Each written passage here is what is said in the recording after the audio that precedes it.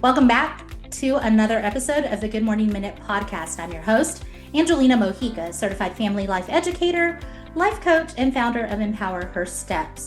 This season, we're entering a powerful new series called Rooted, Restoring the Fruit of the Spirit, a journey into identity, healing, and spiritual growth. In this season, we're not just talking about behaviors or habits. We're looking deeper into the roots of who we are, what shaped us, what wounded us, and how God restored identity one fruit at a time.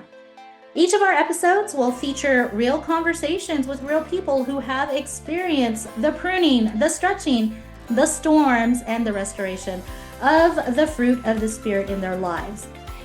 Today, I'm honored to welcome Melvin. Matt, welcome to the show. Thank you so much for having me on. Absolutely. I look forward to getting to know you better, Matt. Would you like to just kind of tell us a little bit about who you are, what you're doing today? My name is Matt Melvin. I was born in Lowell, Massachusetts. My family made the unfortunate decision to move up into Vermont in 1988, and it was the biggest mistake of our lives. It's been very traumatic living in Vermont. It's very isolating, hard to meet people. People are rather rude and keep to themselves. Oh, wow. Okay.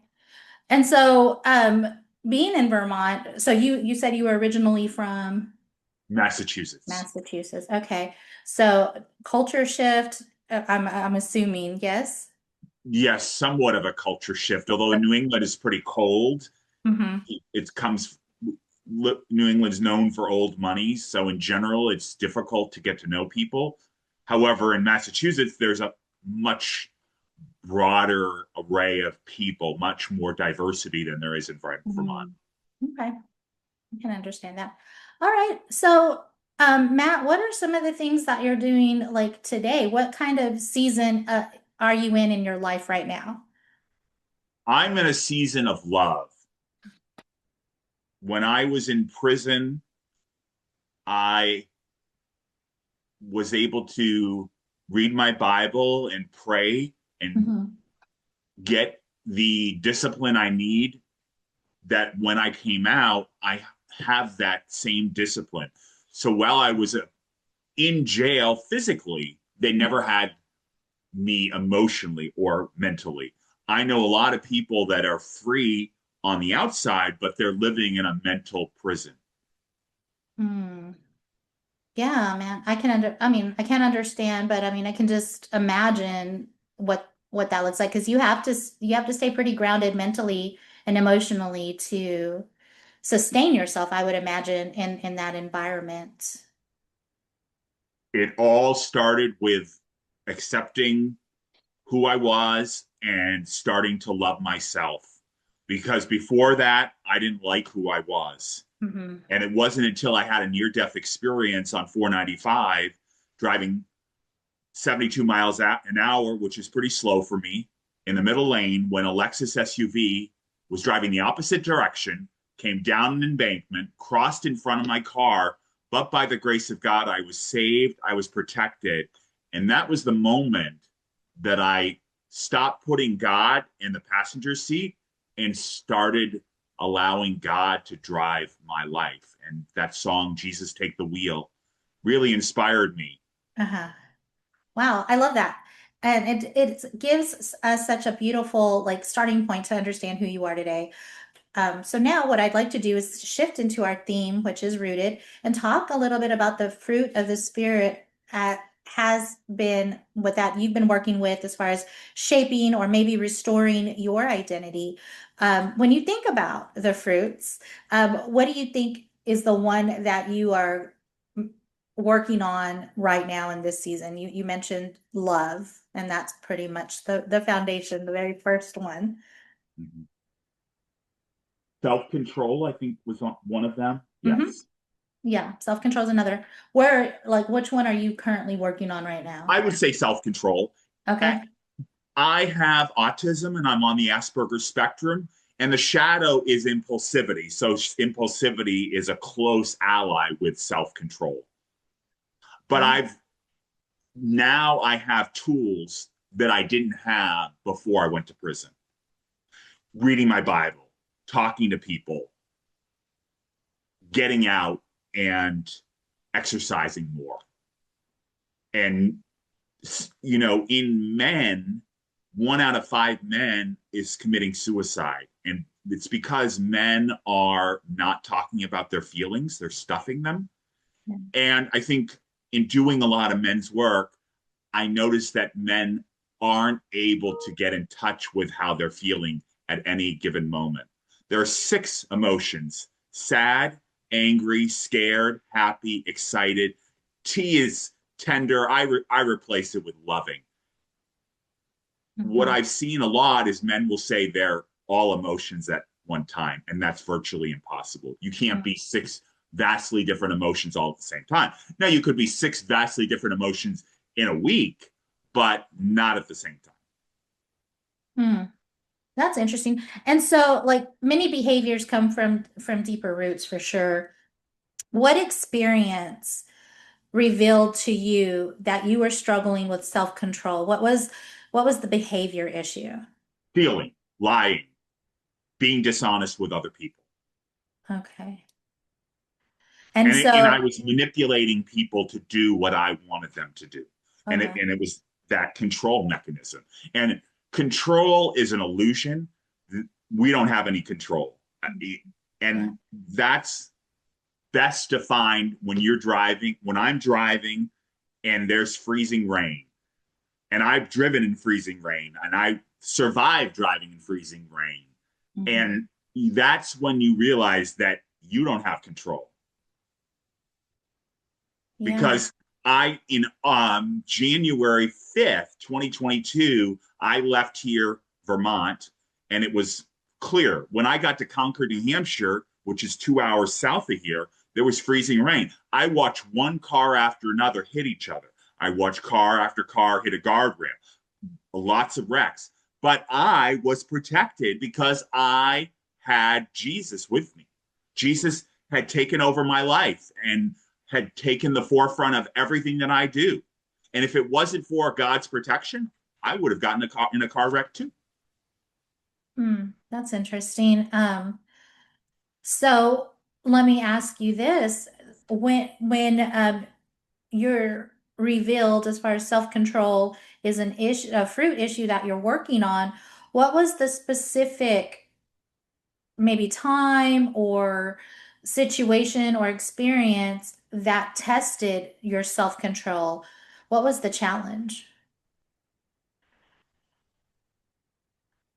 Having the not allowing the impulsivity to take over. Okay. The impulsivity will always be with me. It doesn't matter what medication I take or see any number of mental health providers, the impulsivity doesn't go away. It's not this, a mental health challenge. I rather instead of calling it a disorder, I call it a challenge. We all have our own challenge, Mm-hmm. and with a mental health challenge, just prescribing medication isn't the solution because you can take all the medication in the world, it's still not going to solve that problem. I think it all stems from love. If an individual doesn't love themselves, they can't love another person. Mm-hmm. And I believe that everybody needs God in their life. And it's a surrendering. It's a Mm-hmm. ability to, it's just like the big book, Bill's big book in the AA. Yeah. The first step is to accept that I am, that I am, I am freeing myself of the addiction. In other words, I have submitted myself that my life has become unmanageable. Without that acceptance, or accepting that you have a problem, that I am a sinful man and all of my sins are wicked and filthy and dirty rags, and I need Jesus in my life. Uh-huh. And without Jesus, I can't do anything. That's the biggest issue with the so-called self-help community, is the self-help community teach you that you can fix all your problems, which is not true. I can't fix anything without a higher power, God for me. But, anybody needs a higher power. I mean, I can understand what you're saying as far as a belief system. I think having a connection to something that is stronger than you, God for me, um, having that belief system that He is there and He's going to take the things that maybe I've messed up, my mistakes, whatever, He's going to turn them around and make them good. I definitely hold Him to that promise because it would be so devastating just to my own self-image to know that if I'm messing up or, sinning or whatever, um, that's always going to be held against me and there's no restoration from that. It makes it hard to want to continue to live your life. But to know that God is there, that He's redeemed you and He's going to restore you, it gives you hope in a future, right? That's Correct. what He Yes. says. Because if But, you lose hope, then you might as well cease to exist. hmm yeah. And sometimes people do because they get to that point where it becomes very scary. Um, so let's talk a little bit about kind of your self-identity in the regards to what were some of the beliefs about yourself that started surfacing as you started realizing that, you know what, I do need help with self-control. I do need help because you have all these challenges. I mean, as far as being on the spectrum and, addiction and things like that. What were some of those belief systems that you started to discover about yourself that maybe weren't true? I'm not good enough. I'm not worthy. Hmm. Jesus would never forgive a sinner like me. Hmm. Wow. Wow. And so then what was the truth? Because as we start rooting up these falsehoods and these things that aren't true about ourselves, what were the things that you put in place to start speaking truth into your life? Standing in front of the mirror and telling myself I love myself 10 Uh-huh. times. Okay. So affirmations. Um, Affirmation for me was the first step. okay. Getting into the word, using Chat GPT to get affirmations. What does the Bible say? Yeah. And so what did you start discovering in that That I am good. process? I am just like everybody else. Jesus chose 12 apostles, and every single one of them was the common man. He didn't Mhm. choose any elite, any politicians. He chose everyday people to do extraordinary things. So if he can choose everyday people in the Bible to do extraordinary things, but Jesus can pick ordinary people to do extraordinary things. I mean, you look at somebody like Mother Teresa, who I Mhm. think is one of the best role models for what Jesus has called each and every one of us to do. She was a very meek woman, very soft spoken. And if you were to line up 1,000 people, I guarantee you very few people would have picked her. But God did, Yeah. because he saw her heart. And I can't see somebody else's heart. I can only see their exterior. Mhm. Mm. I think it's funny how you mentioned Mother Teresa because growing up, she was somebody that I always aspired to be. Now I was younger when I, thought about that, but I love that, that's a great example of using ordinary people to do extraordinary things for sure. So what was the healing process like for you, Matt? Like what did you put in place to start not so you have your affirmations and you're starting to rebuild truth, like you are worthy, you do have purpose. So how do you keep that going? Because I know you have to, right? Because things can start to resurface if you don't. It started with who I surrounded myself with, Okay. removing negative people out of my life and surrounding myself with positive people. We are who we surround ourselves to be. If I surround myself with 5 people and they're all negative, I can be the most positive person in the world, but I will turn negative. If I surround myself with five positive people and I'm negative, I will start being positive. Mhm. That's That reminds me of just kind of like a cliche that I've heard, birds of a feather flock together. So like-minded people tend to come together and do like-minded things. I mean, I think that's interesting for people to really listen to, because if you want to know who you are, look at the people around you.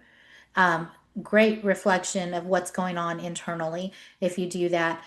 So as you are changing your environment, changing the people, your surroundings and the people that are around you, what what changed in not only your mind but just your heart and your soul as far as, self-control? Like, what were some of the behaviors that started to change, and how did it impact your relationships? Thinking about consequences, every decision I make has both positive and negative consequences. You can choose the sin, but you can't choose the consequence. And really looking long term, every time I don't consult the Holy Spirit, don't consult God, and do my own thing, it's always wrong. When I consult God and use the Holy Spirit to guide me, it's always the right path. And that makes sense because, again, looking at the word, you mentioned control earlier. So looking at the word and saying, like, I totally surrender and trust in the Lord as far as guiding my choices and my decision and my path. And I'm going to rely that He's going to lead me where I need to be. But then if we try to pull back that control, and try to do it ourselves, then we're going to run into issues that aren't going to turn out in best interest of ourselves, or we may find ourselves falling into habits that we're trying to break, and in those cycles that we're trying to break. So the true word here is surrender, and being able to really trust your situation in the Lord so that He can make it new, and He can give you the wisdom and the guidance and the discernment to make better choices, and really trust that that is going to lead you in the direction that you want for yourself. Absolutely. Amen. Yes, awesome. So for someone, Matt, that's out there listening who maybe is struggling with self-control, what truth about identity or healing would you want them to hear from you today? But they are worthy, they are lovable, and they need to surround themselves with positive people that can build them up. And if they are surrounding themselves with negative people, they need to get rid of them. It's Mm, a it, if you look at a box of blueberries, if you have one wilted blueberry, all the rest will turn wilted. Same way in life. yeah. And that's really a good way to picture it, because it's true. Um, you know, you have a, what do they say? One rotten apple spoils the bunch or whatever. It's true. So if, again, taking that information, I think that is a powerful reminder that transformation doesn't begin with behavior. So it really begins internally with your thought process, with what you're trying to do, what you believe about yourself, and that's what begins the fruit, right? The seeds turn into fruit. Fruit grows slowly. It takes time. So if you're changing that about yourself, it's going to require pruning. It's going to require nurturing, and sometimes storms to reveal what God has been cultivating beneath the surface. So, Matt, before we start closing up our conversation, I do want to plant a final seed of encouragement for our listeners. So, if you could leave listeners with one truth to help them become more rooted in God, what would it be? To pray, to get in touch with God, to ask for forgiveness. Hmm. And it's so simple. It's so simply said, but sometimes people struggle with it, and that's okay too. But one thing that you mentioned is, yes, you have to change your people if you want to change what you're seeing in your life. But you also want to connect to the communities that are doing the things that you want to start doing in your life. And if you struggle with prayer, if you struggle with relationship with God, find those communities, whether it's a church that you have, a Bible study, or whoever it is out there that's going to help walk you through the Bible or just connect you and help you restore that relationship in your life with God. Find that person, because where two or more are gathered, he is definitely present for sure. And before we wrap up, Matt, where can listeners connect with you if they want to learn more about you or anything that you might be doing in the up and coming months ahead? My book, Bullied Behind Bars, A Gay Christian Trump Supporter Goes to Prison, is available on Amazon. My website, bulliedbehindbars.com. You can email me, bulliedbehindbars@gmail.com. I'm on Instagram, Bullied Behind Bars, Facebook, Matthew.melvin.5621, and X, Bars Bullied. I would love to hear from you. I'm happy to help in any capacity I can. The worst thing you can do is to keep silent and think that the problems are going to go away. They are only going to exacerbate if the problem is not solved. Mm. Well, thank you, Matt, so much for sharing your heart and your healing and the fruit that God is growing in your life with us today. Your story reminds us that fruit of the Spirit isn't about perfection, it's about restoration. It's about allowing God to heal the roots so new fruit can grow in its place. And for those of you that are listening, as you reflect on today's conversation, ask yourself, which fruit is God restoring in me right now? And what root is he gently trying to heal? Here's a reminder, friends, growth takes time, but every seed planted in faith will produce fruit in due season. So friends, stay rooted, stay real, and stay growing. Until next time, I'm Angelina Mojica, your life coach, sending you much love, much peace, many blessings.